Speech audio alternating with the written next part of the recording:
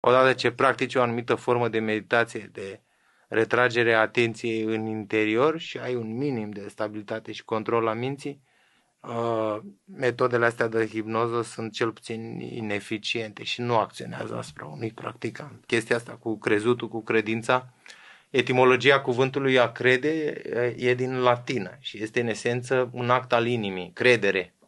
Deci nu este un act al rațiunii, nu este o convingere a minții. Când vine vorba de hipnoză, se presupune că e o interferență directă cu destinul acelui om, chiar dacă am acceptul acelei persoane care a cerut să fie hipnotizată, nu facem. În general, hipnoza nu are nicio legătură cu practica yoga. Un yogin autentic niciodată nu o să spună că el crede, va spune direct, eu știu. Orice om care se naște ești condiționat genetic, ești condiționat.